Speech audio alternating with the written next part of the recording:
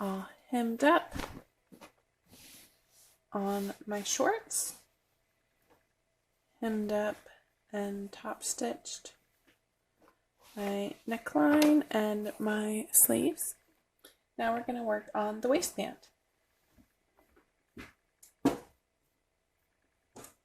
What you need for the waistband is a mane and a lining. My mane is the purpley color and my lining is going to be the slight pink, and your elastic.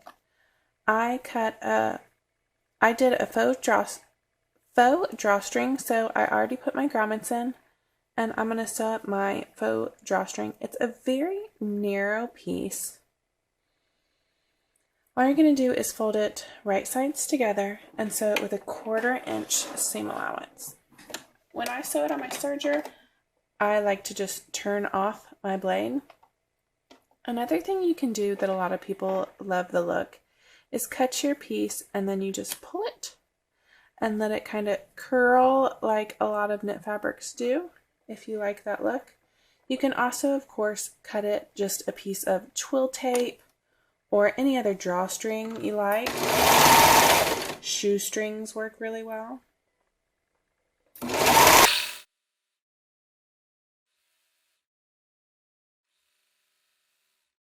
Okay, since it's so narrow, I like to just grab a very small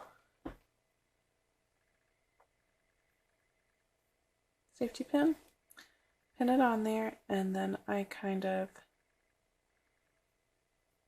push the safety pin down inside. Oh, it looks like I pinned through both sides. You can only pin through one side. I accidentally got both sides. So when you do your safety pin, you just want to pin through one side of your little tube. Then you're going to push it inside. And this little part you kind of have to finesse a little bit to get started. Just turning it right sides out. Once it gets started, it goes pretty quickly.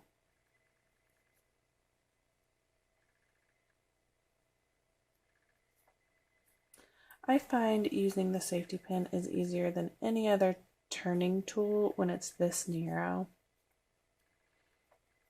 Because as you can see, the safety pin just fits in there.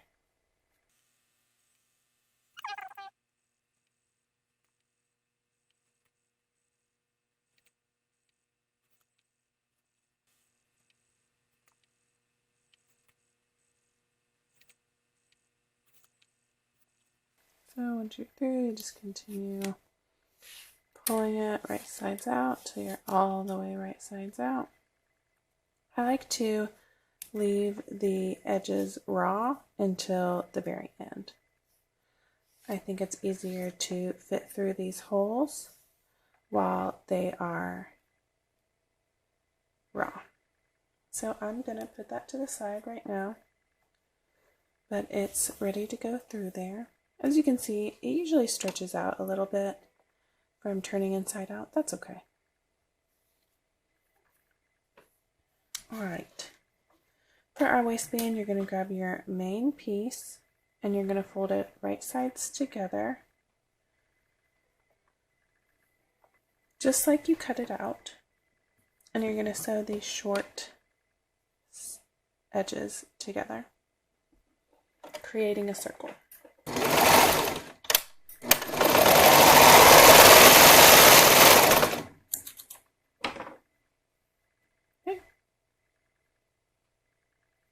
Now what I like to do is lay it. It's now a circle, and what I like to do is lay it just like this, right sides together, aligning my center back and my center front. So my center front has notches and my grommets. My center back is the seam. These will be my quarter points, these two folds. I'm going to grab my lining piece and with right sides out, I am going to kind of lay it around this one. So right now I have right sides down. I'm going to lay this one right on top.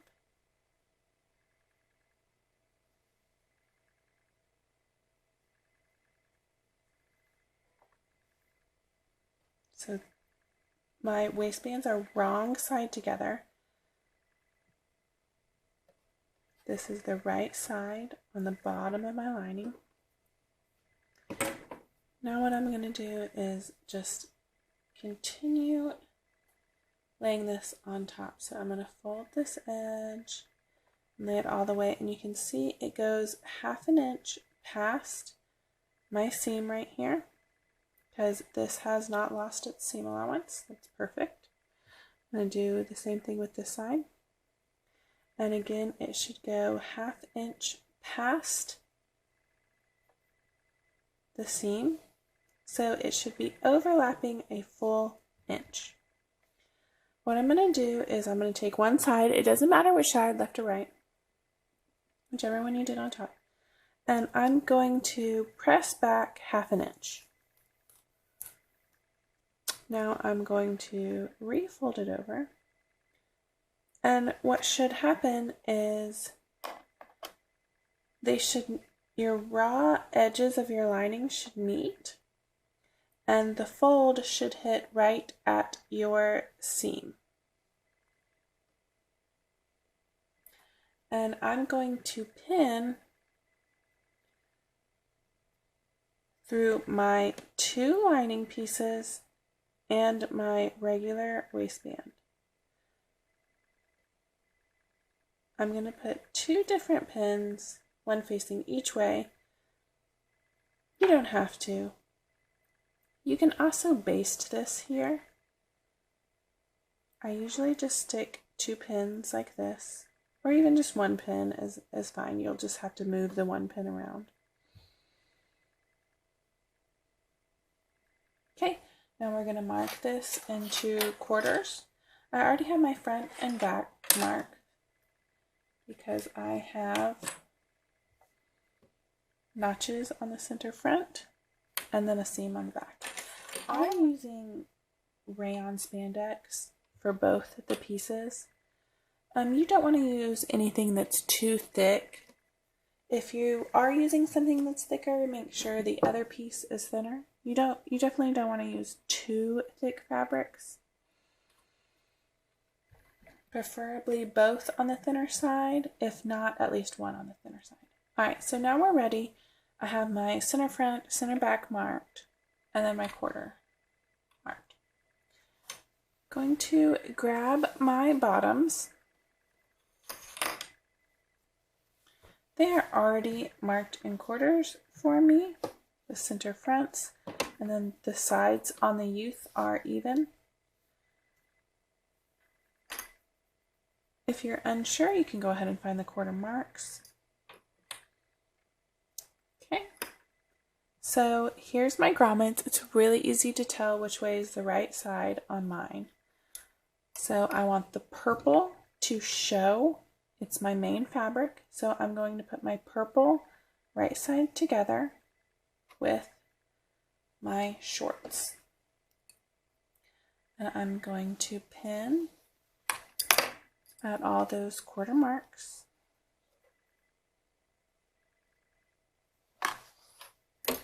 Your waistband and your bottoms, joggers, shorts, skirt, all should be a 1-to-1 ratio, meaning they should be exactly the same. You should not need to stretch anything to match. There we go. And since they're 1-to-1, you don't really need to pin too much. I always like to pin again around these pocket areas, especially if I didn't baste, just to make sure all those layers stay together, since that's a lot of layers right there. And sometimes if I'm doing the adult, it's just much wider than this little youth size. I like to put in quite a few more pins or clips. but this size that I'm doing is rather small, so just pinning at the pockets pretty much pin the whole front. The back I'm going to throw in at least one more pin in between my quarter marks. Make sure all my edges are lined up.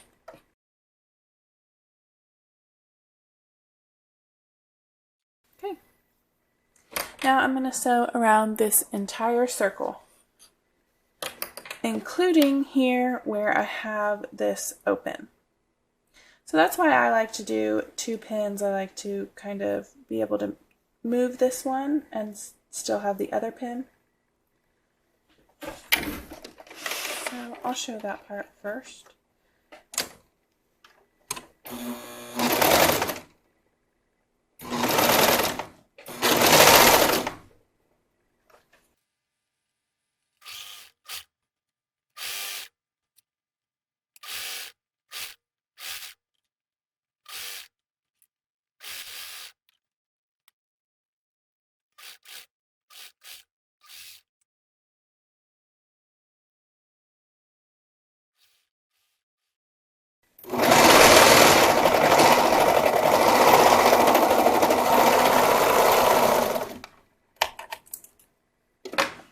Okay, so now we are sewn all the way around.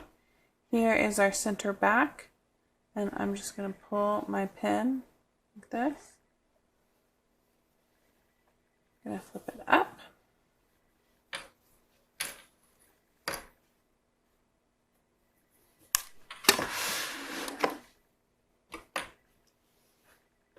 There we go. I actually like to go ahead and feed this through now. You can wait.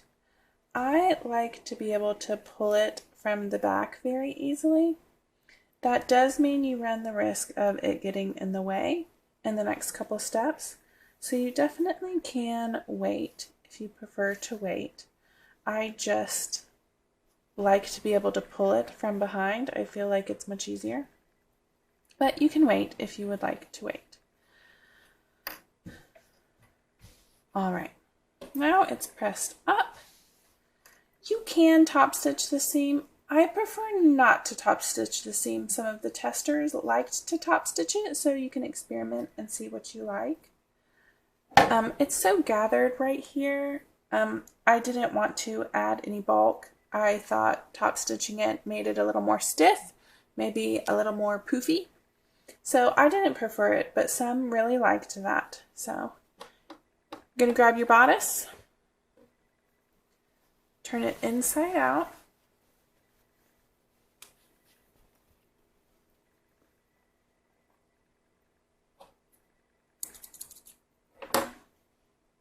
and you're going to slip the bodice over top the shorts, making sure you have the front on the front. Okay, so now you're just going to line up the bottom of your bodice to the top of your waistband at those quarter points.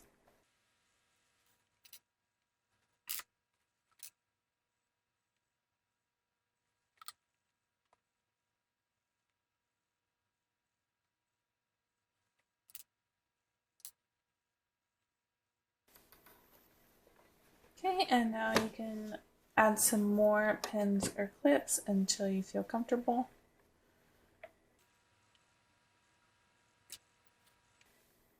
Once again, you should not have to stretch anything to fit. Your waistband and the bottom edge of your bodice should be exactly the same.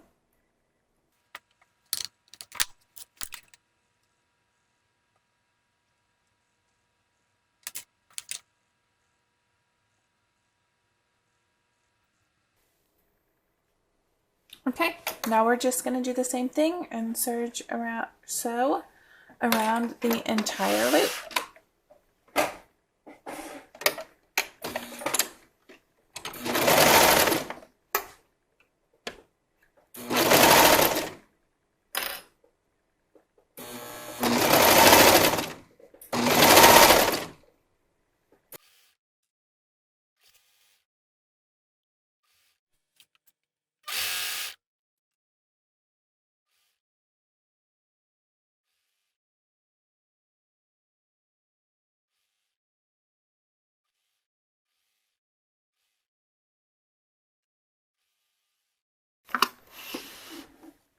So I sewed around the entire thing.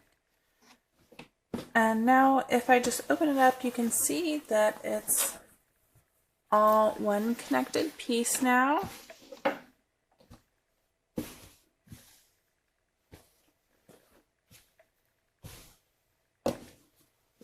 Okay. And I'm going to fold the bodice down just like it was when we sewed the last step. All right. So now we have the seam that's still open, and that's where we're going to feed our elastic through.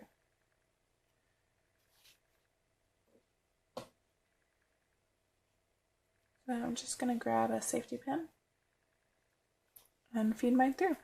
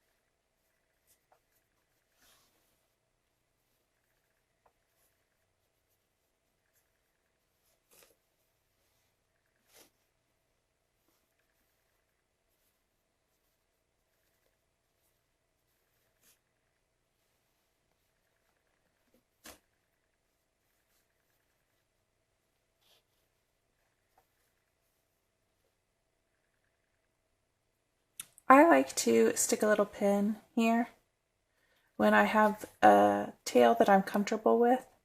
I don't want it to get pulled any further or else I'm going to have a hard time stitching it into a circle. So I just like to throw a pin in whenever I feel like it's at a good length.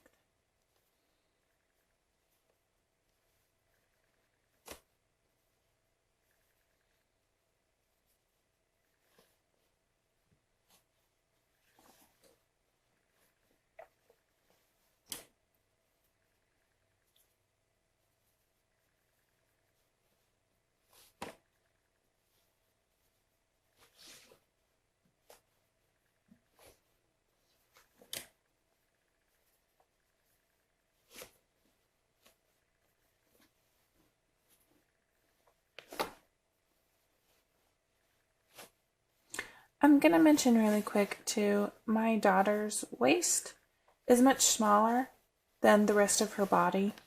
This is a 3 width, which is what she measures for her chest and her booty, and a 5 length, which is what her height is and her trunk length is.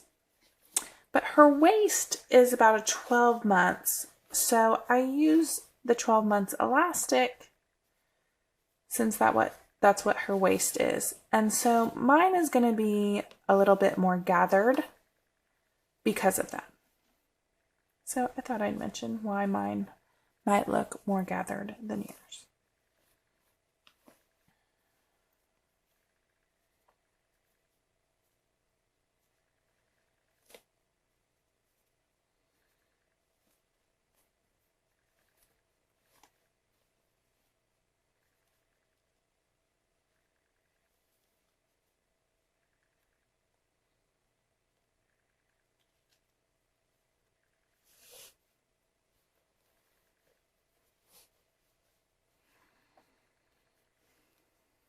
Okay, we're back around, and now I'm going to overlap these edges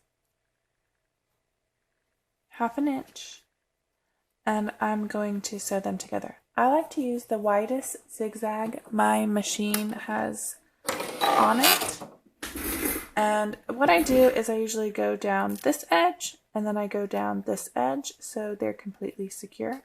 You can just go down the middle and then trim. Whatever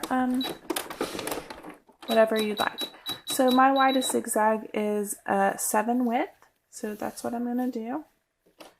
And my thread is white, so you'll be able to see it nice and clearly.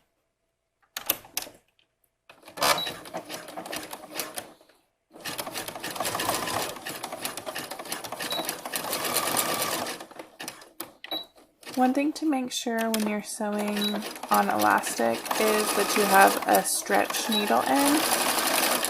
Not even a ball point, a stretch or a super stretch is what you're going to need, because there's so much elastic in the elastic.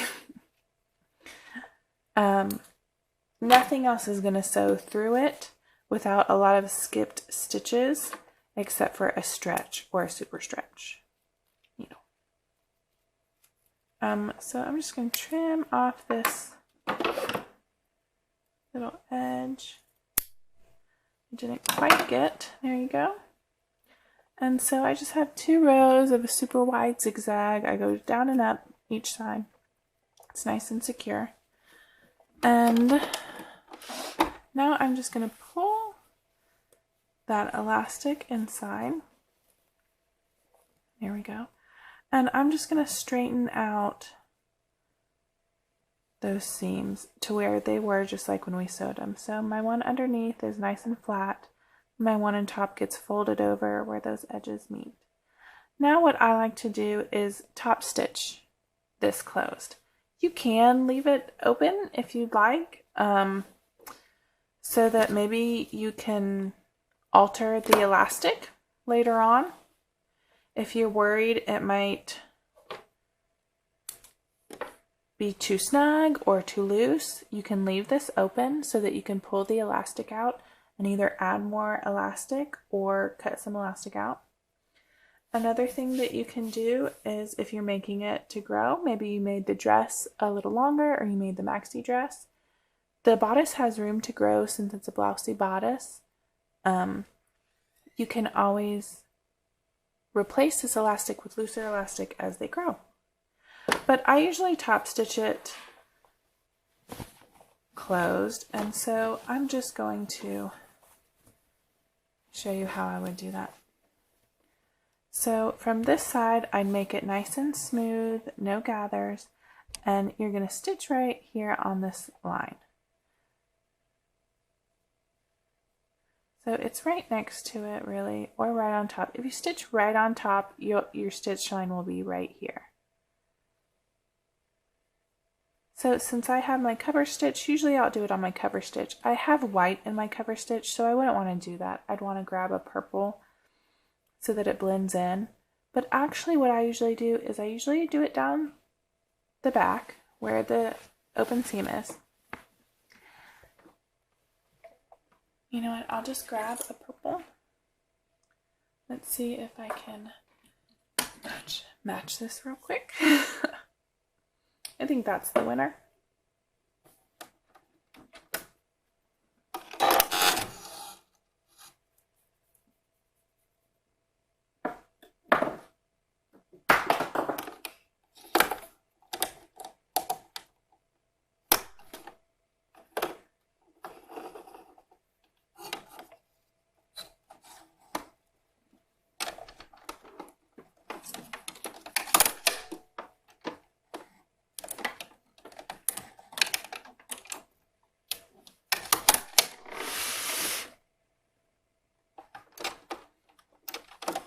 Okay, so I'm going to do this back one, and I'm just going to stitch in the ditch right here, and I'm just going to use a straight a straight stitch right here. You can do a zigzag or whatever you like. Usually my cover stitch is matching, and I use my cover stitch actually. It's alright if you use a straight stitch though, it doesn't really need to stretch right there. Unless your fabric has a whole lot of vertical stretch and you're worried your little one is just really going to rip that sucker on. So I just stitched in the ditch right on that seam allowance. And now it's closed. And now what I'm going to do is I'm going to stick my hands in there and I'm just going to pull it quite a few times. You can stick your hands in from the bottom, the top, doesn't matter. Again, mine's a little bit more gathered than what just a straight size 3 would be, or straight size 5. Since she has a smaller waist, she's got a lot smaller elastic in here.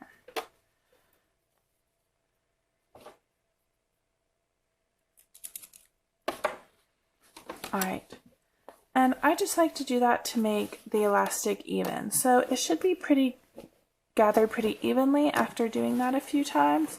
Just grab it from the side seams, grab it from the center, front and back. And all that does is move the gathers around evenly.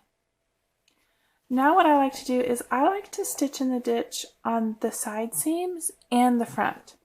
Why? Well, it keeps the gathers even, and it also keeps your elastic in place. I cannot stand when elastic tries to flip around in the casing.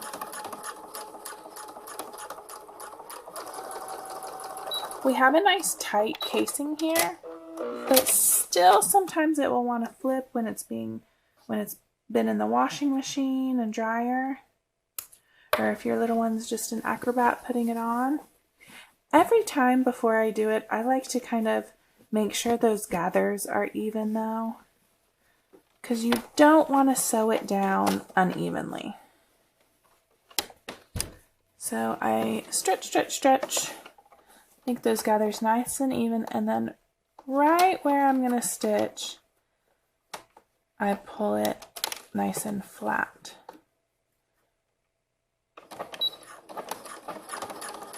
And just stitch right where that side seam is. It doesn't matter if you do a zigzag or double needle or anything like that. You really won't be able to see it once all the gathers are there. So right now you can see it if it's, but once it's on and it's gathered, you really can't see any kind of stitch. I always stitch it down the center if I'm doing a drawstring, because I don't want my little one to pull out that drawstring, and they will the second they put it on. Well, maybe not the second they put it on, but the second that you turn away from them, for sure, they'll rip this drawstring out. So again, I just like to stretch, make sure the gathers are all even. Get it to where I'm only sewing through this front elastic. I like to make sure my seam allowances are pressed up towards the bodice on the top and down towards the shorts on the bottom. And I just sew straight down the middle here. And again, it helps keep the elastic from flipping if you do this in all 4 spots, and this keeps the drawstring in here. So I just sew straight down there so that they can't rip that little drawstring. And even myself, I do it on myself, not just on my kids. I do it on myself so that it doesn't come out when my kids yank on mine or in the washer and dryer. In the past, if I forget to do that, I have some that will come out every time I wash them. And I have to throw it back through. You think I'd eventually come up here and sew it on, but instead I just grumble every time. Alright, so we have a complete romper. I cannot wait for my daughter to see this one. Oh, you know what? We forgot these ends. So there's 2 possible ways to finish these ends. You can full push in the raw edges and sew a straight stitch. What I almost always do is just tie it in a knot. I think it looks really cute. And it should keep your stitch from coming undone.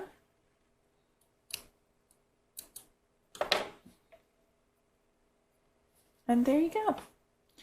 You can tie this in a bow if you want, or a knot, or leave it hanging. It's nice and secure now that we stitched it down. There we go.